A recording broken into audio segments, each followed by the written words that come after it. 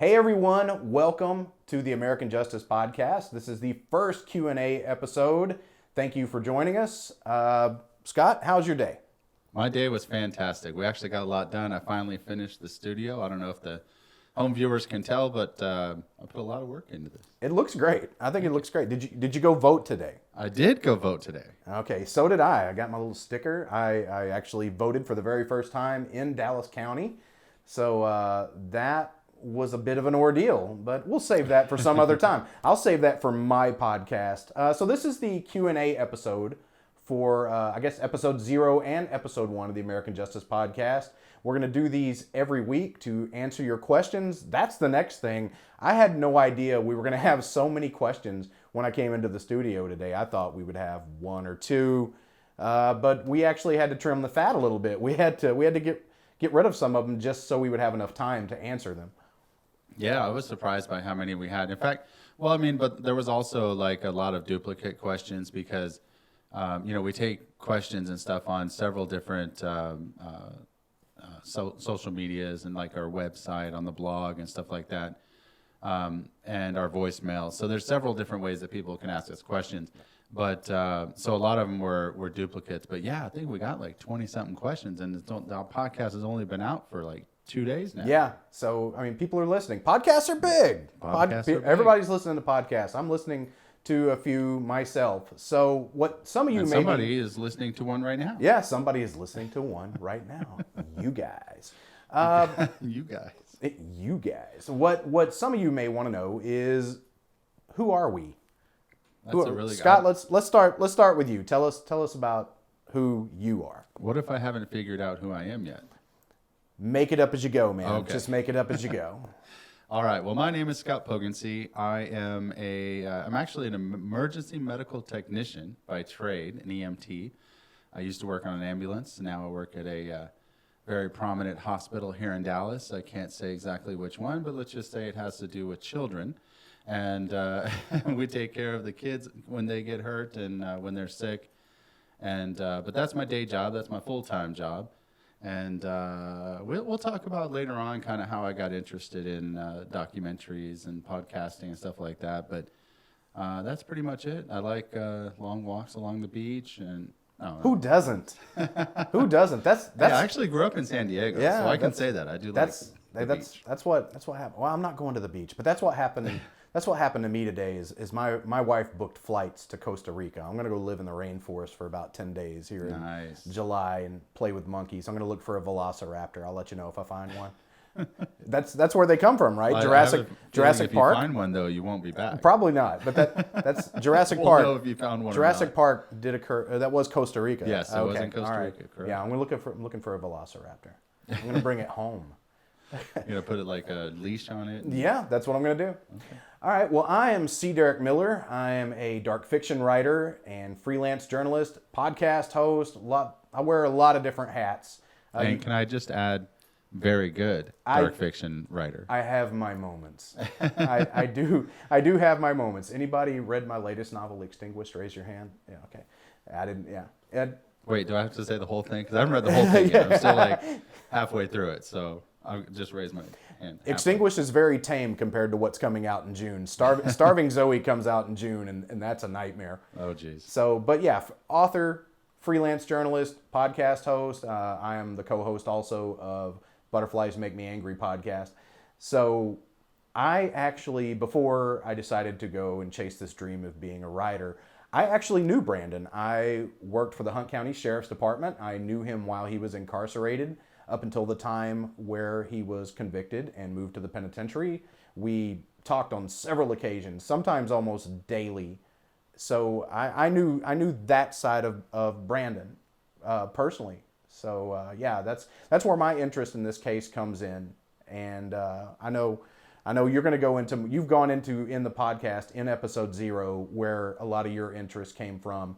And so if you haven't listened to episode 0, go back and listen to it. Definitely go back and listen to episode 0. As a matter of fact, our first question tonight comes from episode 0. Tyler from Dallas. I wonder if that's Tyler Sagan.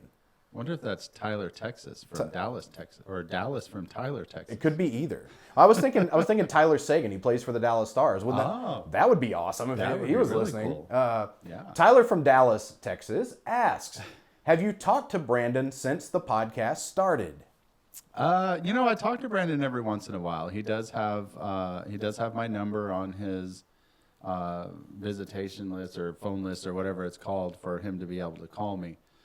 So I have told him that it's coming up. Haven't actually talked to him since we started, and he doesn't have any clue that we had such a good reaction so far. But he does know it's coming back or coming out, and he's real excited about getting his case out there, just in the public. Like his number one goal is just to get as many people as possible to hear about his case, because he feels like once people learn all of the evidence and they learn everything that's involved in the case, that they'll be on his side. And so that's kind of that's his motivation for getting the story out there, because he really wants people to learn about it. He wants people to learn all the evidence, and he feels like they'll get behind him. And there's no possible way for him to listen to this while he's incarcerated.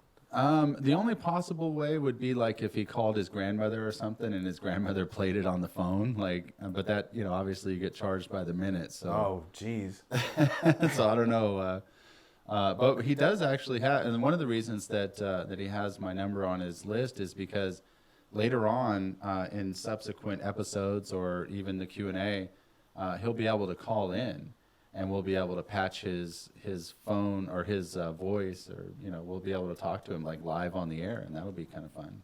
I don't think I've ever heard of anyone doing that before. I know I've listened to a lot of like true crime podcasts. Mm-hmm. To where the incarcerated person is actually going to get to speak on the air, possibly answer a question. Yeah, I've man. So if anybody has any questions for Brandon specifically to him, submit them, and we'll see if we can get him on the air. It's kind of a weird thing. Like they're only allowed to call certain times, and then he has to be out of his cell, and all that stuff. So, but hopefully, just submit some questions, and we'll ask him live on the air. That's reason enough to be listening to this right there. Exactly. I was like, now I want to listen, but I'm helping you write it. So. Well, except for the fact that, it's us. I mean, that people should watch. Right.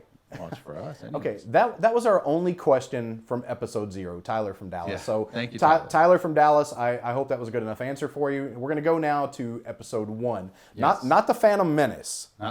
Not that episode. Definitely 1. Not covering the Phantom Menace. We give you a no Jar Jar Binks guarantee here. But you just mentioned him. Oh, damn it.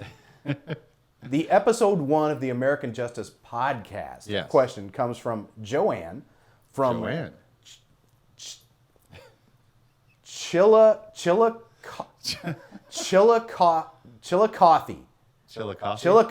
Ohio. Sure it's not Chillicothe? Joanne C word, Ohio. Not that C word. Stop laughing. Stop laughing. Wrong C word. Joanne from somewhere in the great state of Ohio. Great state of Ohio. Joanne, first of all, I have a question for you. Uh-oh. I think it's supposed to go the other way around. Ohio. Go ahead, because I want to hear what Joanne has to say. Do you guys really eat chili on top of your spaghetti? I've heard that you guys eat chili on top of your spaghetti. It's a restaurant called Skyline Chili. Please respond to this if you're watching this, because I want to know. Oh man! You realize in the comment section there's going to be a huge debate about whether you can put chili on spaghetti. As a Texan, I can't imagine this. That's all I'm saying. But Joanne, that is pretty weird. Joanne's question is, how did you get access to all of the court records? And is there anything that you were not able to access but would like to? That's a good question. That is a good question, actually. So a lot of this information is covered under what's called the Freedom of Information Act. Anybody can access a lot of these records. Not all the ones that I have, but a lot of this information is available through the what they call the FOIA Act. A lot of it also came from Edie. I think I mentioned in the first episode that I got a hold of Edie, and she worked closely with the attorneys during the trial, so she had a lot of the information. Of course, Brandon gave her permission to give me, anything that she had. So I got a lot of the court records and a lot of the kind of evidence records, stuff like that from her. I was also, and as I said, I did get some from them.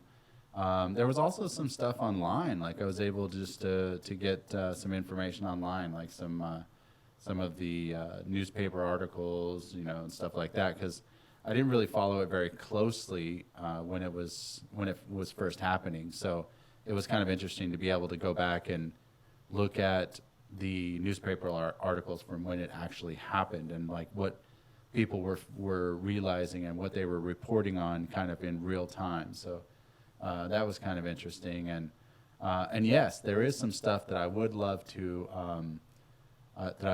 see. Most of it's just like evidence, like the sword, for example.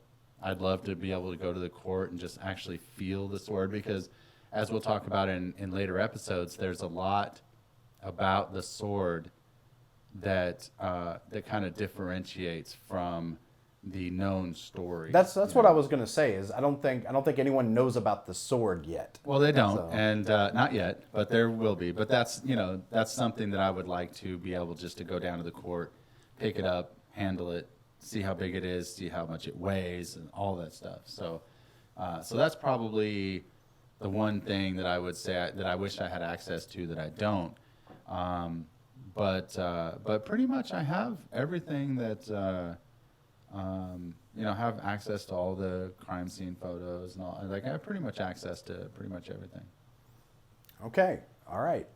Joanne, I hope that answered your question. Thank you, Joanne. But feel free to ask another one. There'll be more of these. So the only reason I know how to say this name is because of the comedian.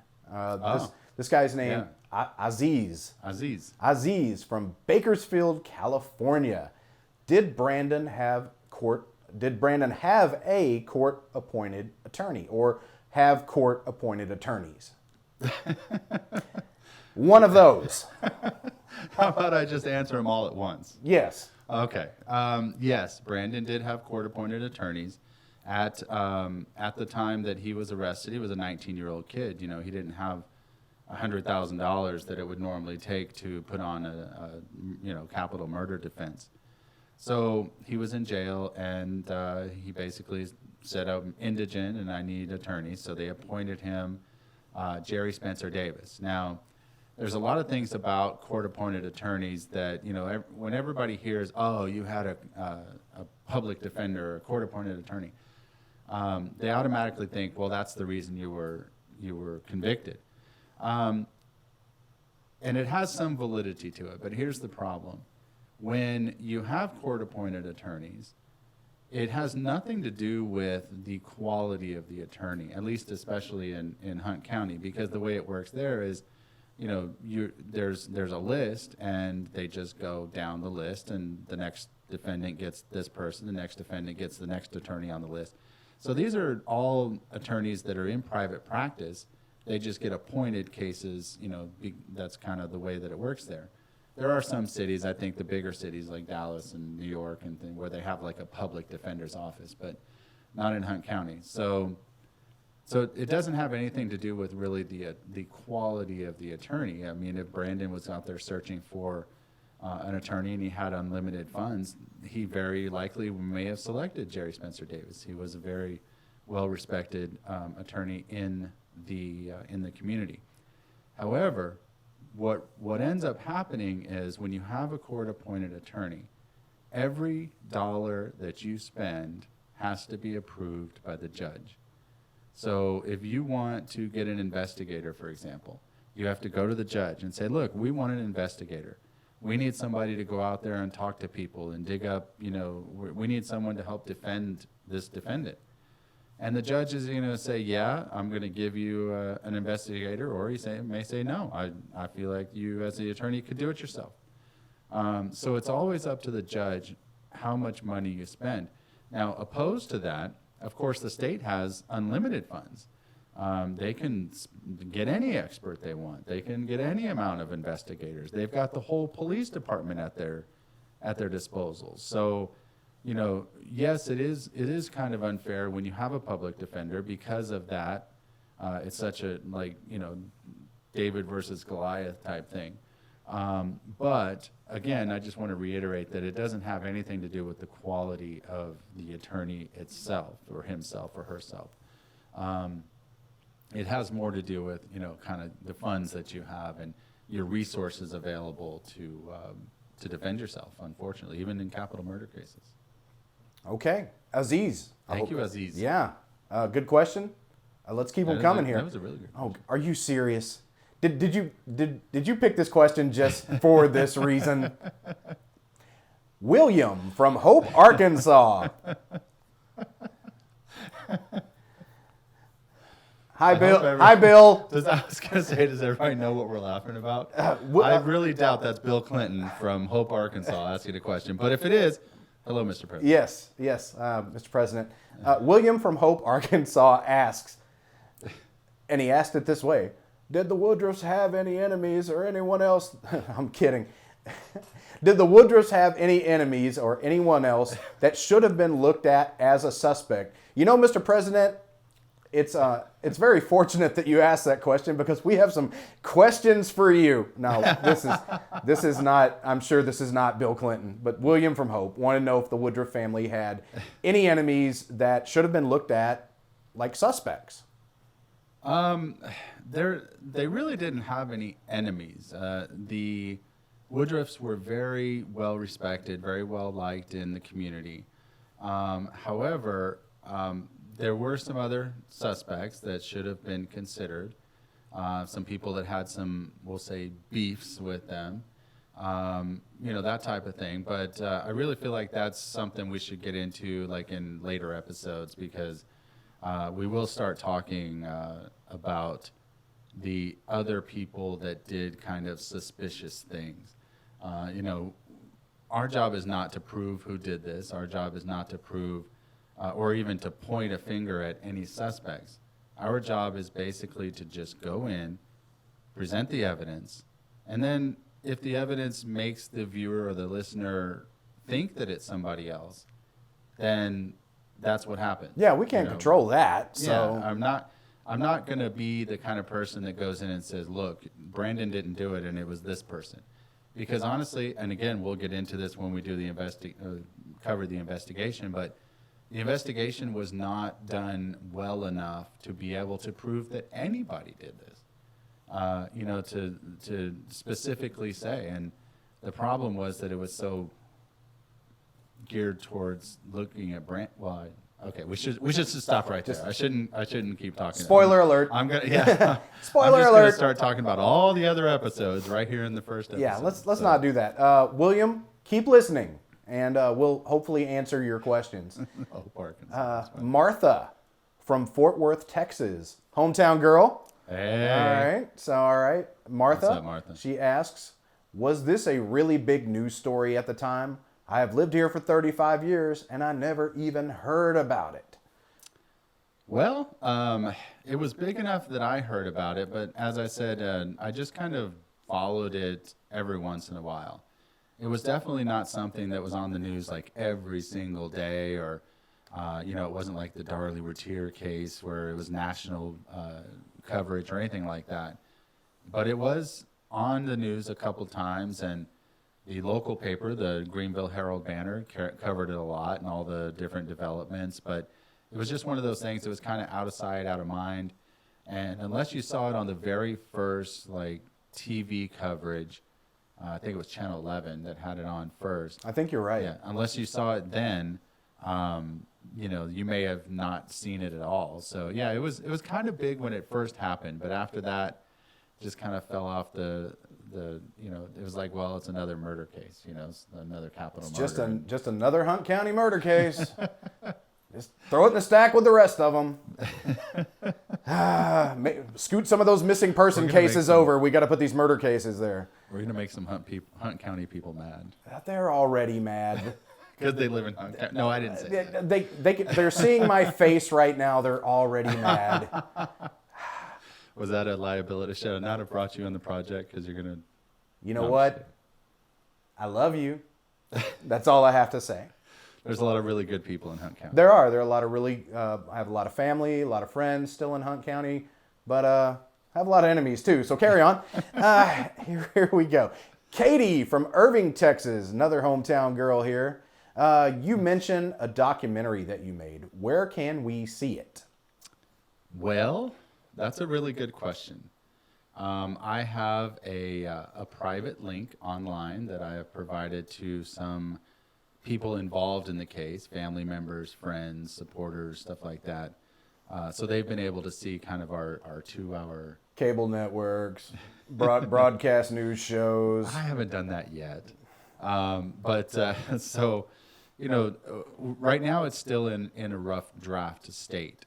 It's about 2 hours and 11 minutes long. So it's still, as far as being just a regular documentary, it's still in a very long format. However, what we have decided to do just over the last month or so, we are going to actually turn it into a 5 or 6 part docuseries. And the reason is because it's just such a complicated case. There's so many twists and turns and things that you sit there and slap your forehead about. You're just like, I can't believe that happened, but it really did.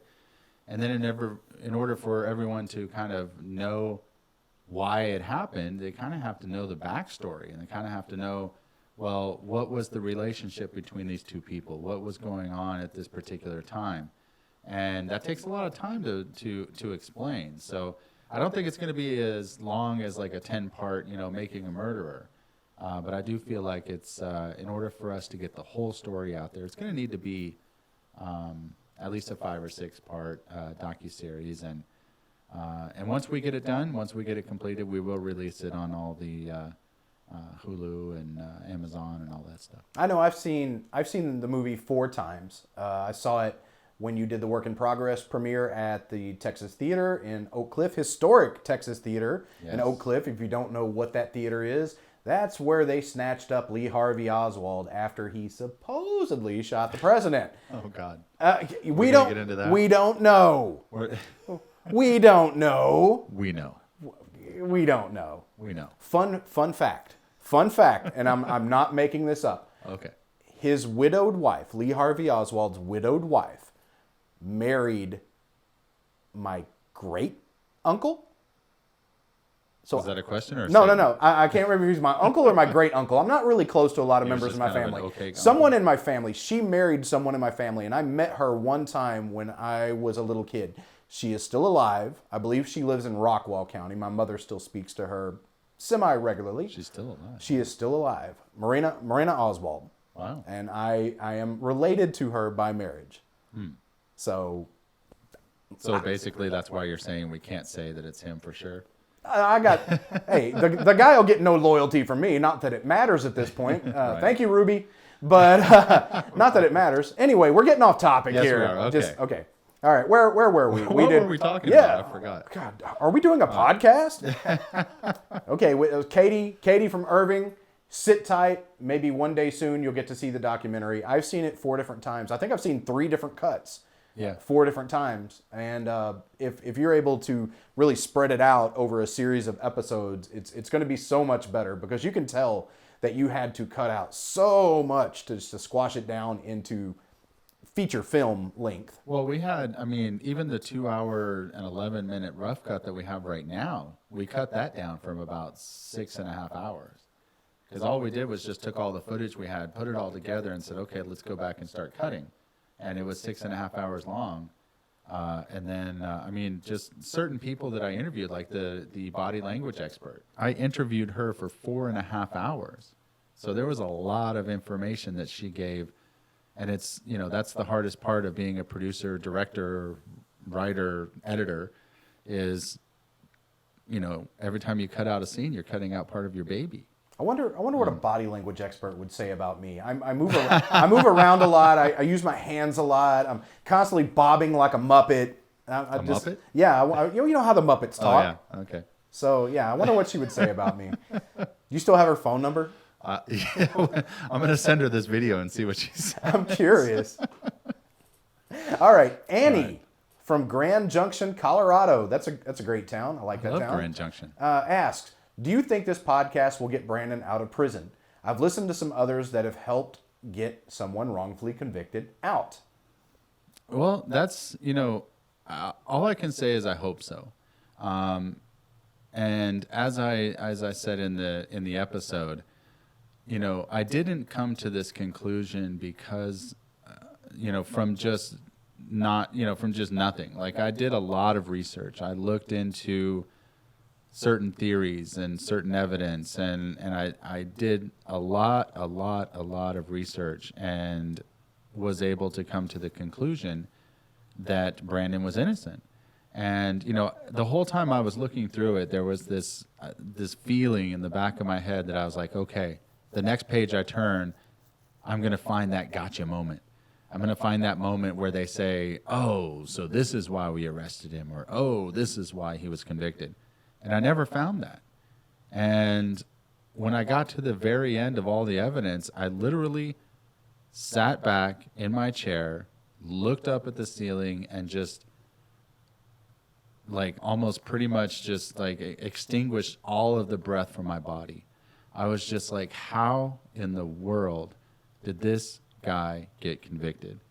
So when you believe that strongly that someone's innocent, then you hope that anything that you do helps get him out of prison. And, that's the thing we got to really think about is, Brandon, he's been in prison for almost 15 years now. You only get one life unless you're, what is it, Hindu? The Highlander. No. What's the religion where you come back, reincarnation? Maybe that is Hindu. Okay, well, whatever religion that is, unless you believe in reincarnation, you only get one life. And this guy, unfortunately, is spending his life almost as many years as he was alive before he went to prison, incarcerated. And it's unfortunate, it's one thing where if you commit a crime and the judge says or the jury says you're going to prison for 20 years or you're going to prison for life or whatever it is, you kind of have to reserve yourself to the fact, well, I did that. I shouldn't have done that, but I did that, and this is my punishment.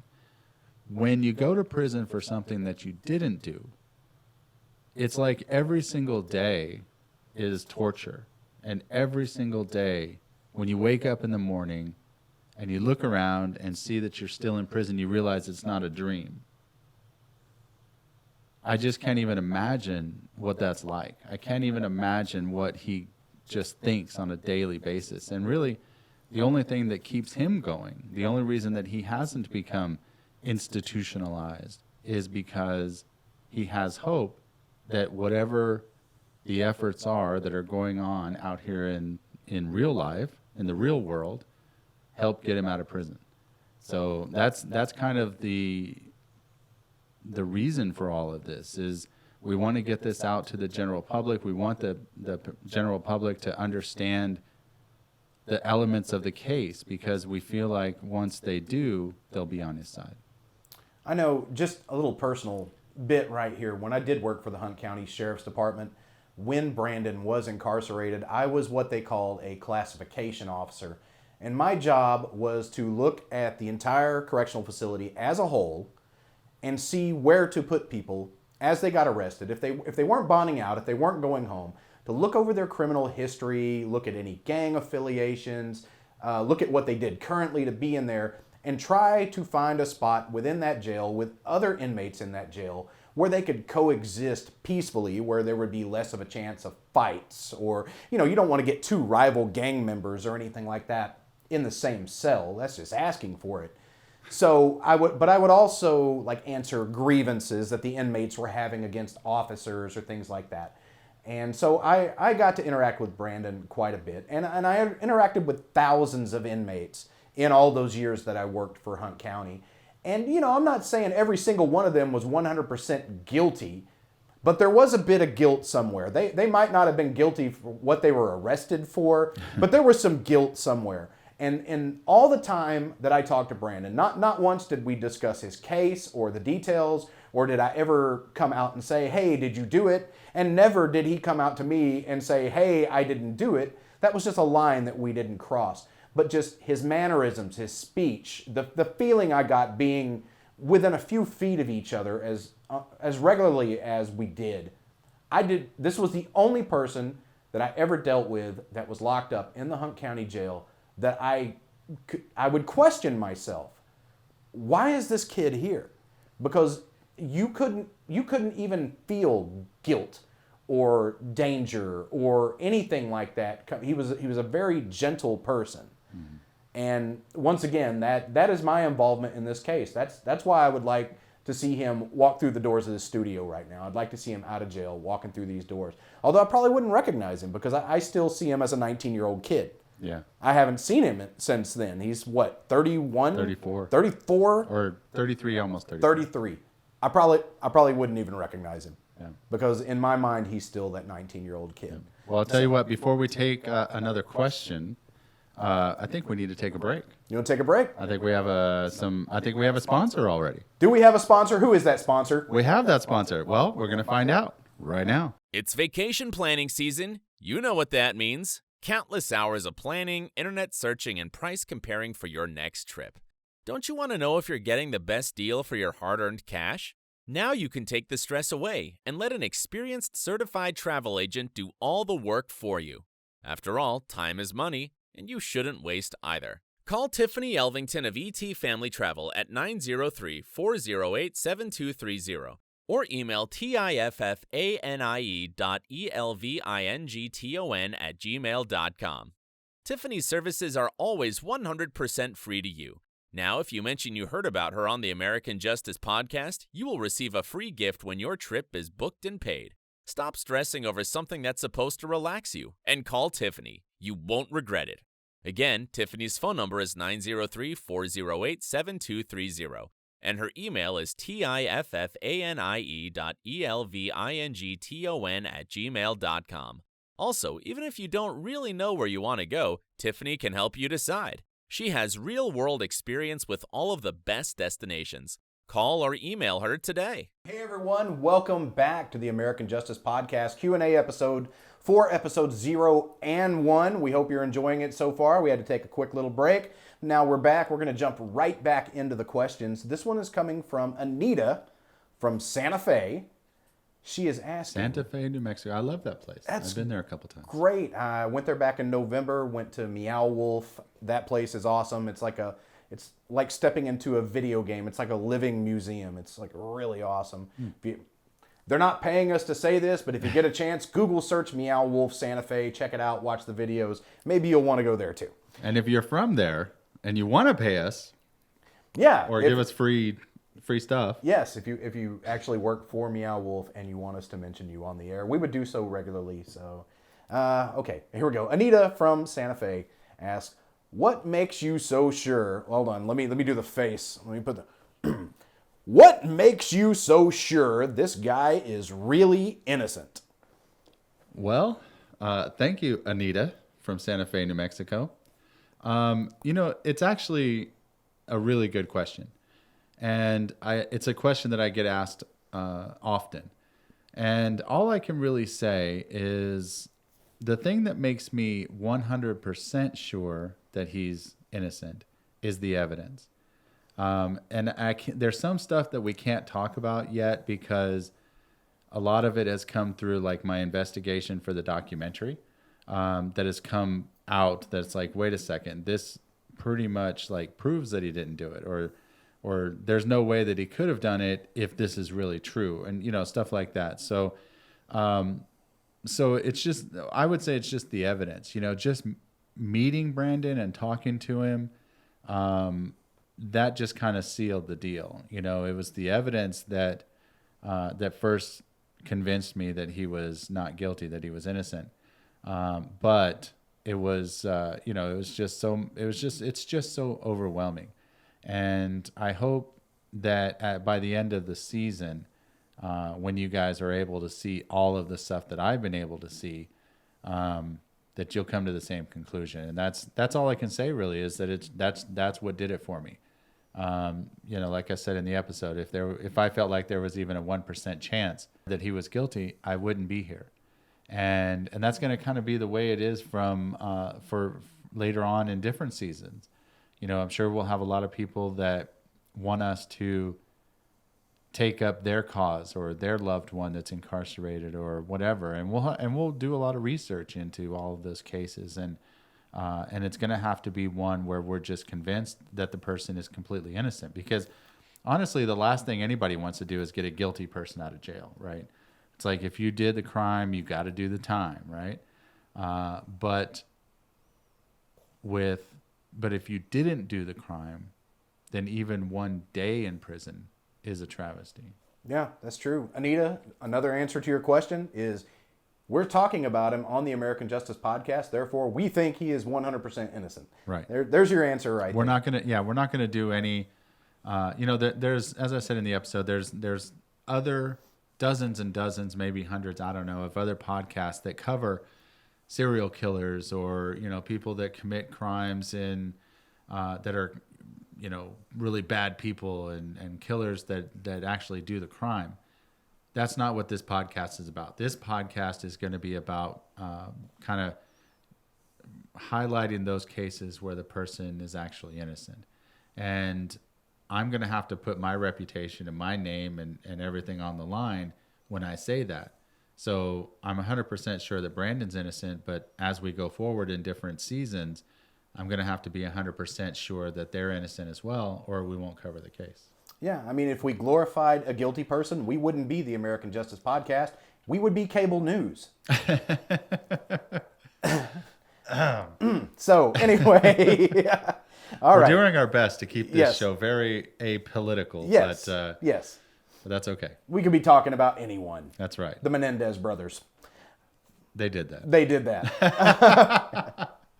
Connie. They actually admitted to it, didn't they? I think Yeah, so. they I admitted think to they it, did. but it was because their dad abused them and stuff. But anyways, maybe we'll talk about other cases where the person was innocent. Like at some point we may talk about like Ryan Ferguson or the West Memphis 3 or some of those cases, if we do but that won't be like a whole season. It'll just be like a 1 or 2 episode thing. But yeah, we want to highlight those cases where the person is innocent. That's just the path that we're on. It's not a path that everybody goes on, but it's the path that we're on.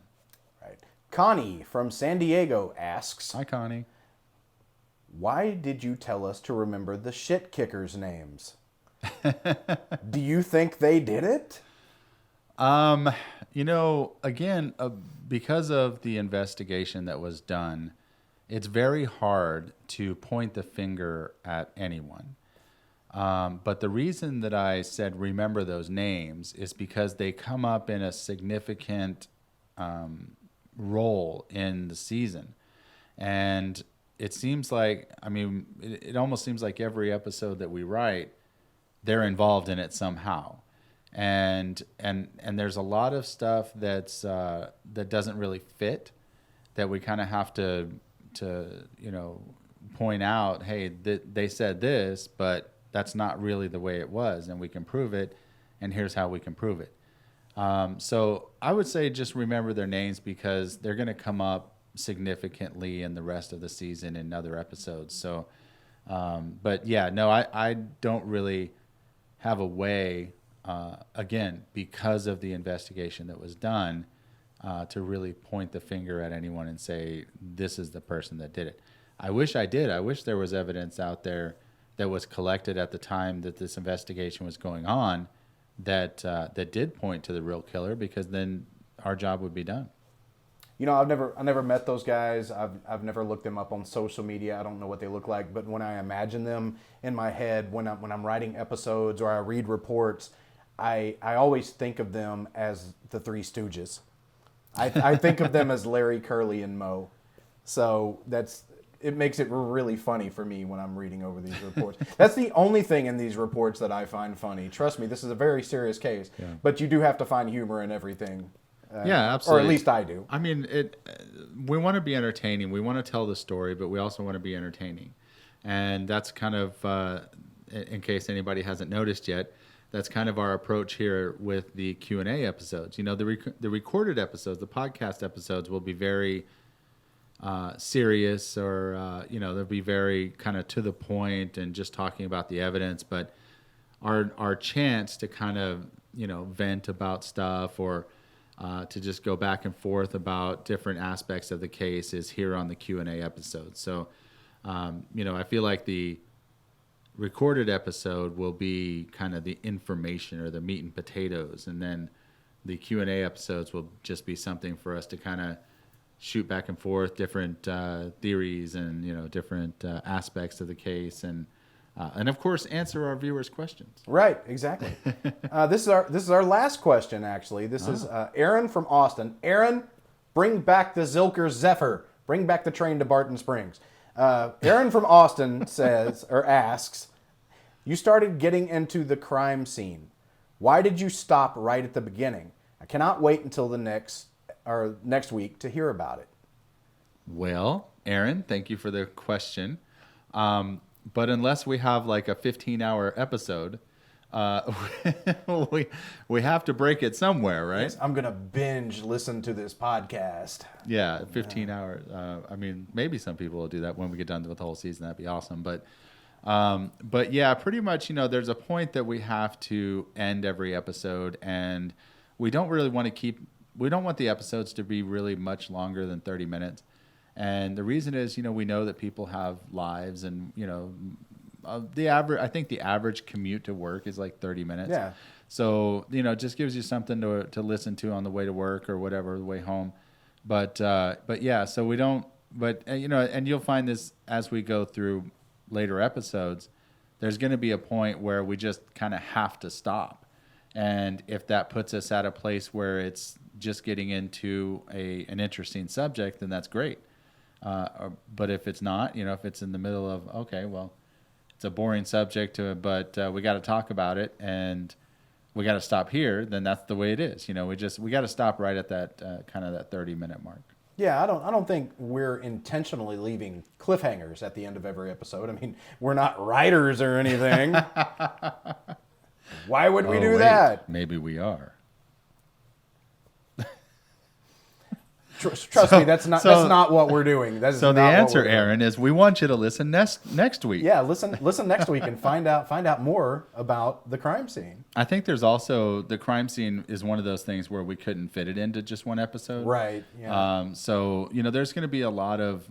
At this point, we still don't know how many episodes this podcast is going to be. We're just going to keep going until we tell the whole story, and so it may end up being 10, it may end up being 20, it may end up being 30. We don't know at this point. But I will say that there are going to be some subjects where it will be more than just one episode. And the crime scene is one of them. And the reason is because really the crime scene kind of sets the tone for the whole season, because there's so many things that are done or not done in the crime scene that just kind of leaves you scratching your head and thinking, what happened here? What was going on? So that's one of those things that's the reason that sometimes if we kind of cover a little bit of a subject and then we stop and then we go into the next week, that's the reason why. Right. Yeah. So with all these episodes coming out, make sure you subscribe on all the different platforms, or whichever platform you listen to the most. Make sure you subscribe so you know when the new episodes hit. And we're going to be doing these Q&As week to week after the episodes to read and answer your questions. Yeah, and there's so many different ways that people can get in touch with us. I guess we should go over those real quick. So, of course, there's Facebook. There's facebook.com/American Justice Podcast. You can always... we'll be posting, pictures and little clips and stuff like that. You can always check those out. You can make any comments that you want, unless I don't even think we have it set up as a moderated. But if it gets to the point where people are belligerent or something, we may have to. But I think everybody, the true crime buffs are kind of a close community. So, we realize that everybody's going to have different opinions, and I'm not going to bash somebody because they don't feel like Brandon's innocent. Okay, well, if you don't feel like he's innocent, that's fine. But I'm not going to, bully anybody because of it.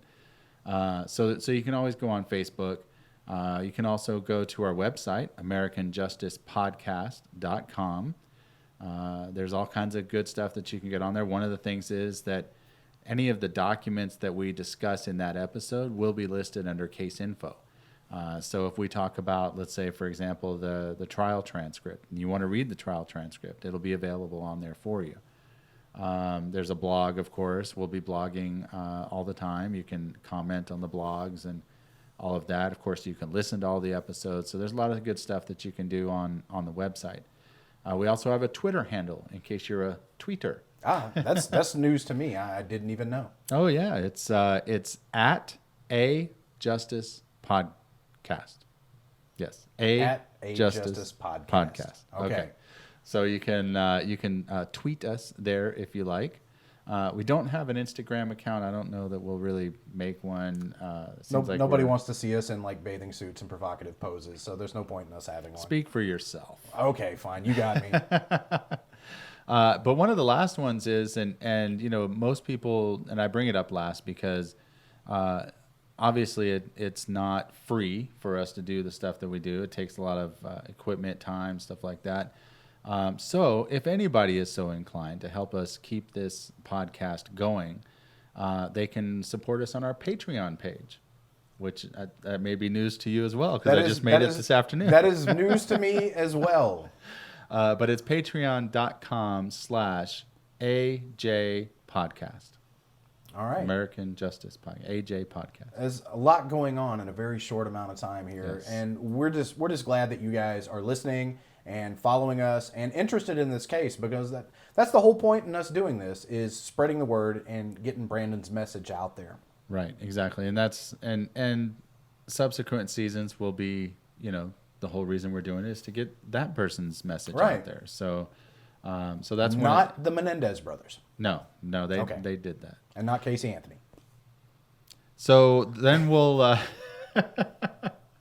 So anyways, but yeah, so I just want to thank everybody for all the support. I mean, I can't believe we've only been on for like 2 days and we have all these questions. It's very shocking. It's awesome that, you know, when you do make a podcast that it goes out to, like, you know, the Apple iTunes, and it goes out to the Stitcher and all that stuff. So I mean, just the fact that we've had so many people listen, that tells you how many people are searching for true crime, right? It's such it's a popular subject. Very popular, and it's intriguing. I mean, yeah, you could sit there and listen to a podcast about, you know, how buildings are built and stuff like that. But I mean, come on, if you really want to get into the exciting subject, it's true crime.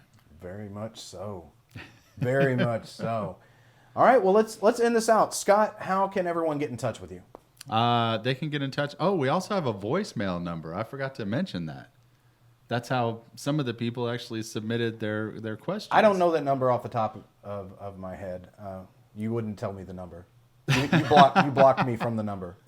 Well, it's amazing because it's pretty easy. It's actually 972-0444.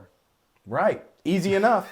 Easy enough. Call, leave a message. You can remain anonymous if you'd like. Ask us questions for next week's show.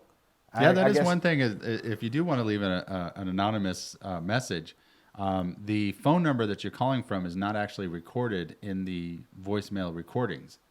So if you want to just leave a voicemail and not tell us who you are, that's fine. But we would prefer you say, you know, hey, this is Johnny from New York or whatever. Right. That way we know who you are. And also, once we get it figured out, we're going to start playing your voice on the show as, you know, asking the question. I just have to get that figured out, how I'm going to do that. Even better, if you have tips on this case, yes, call and let us know.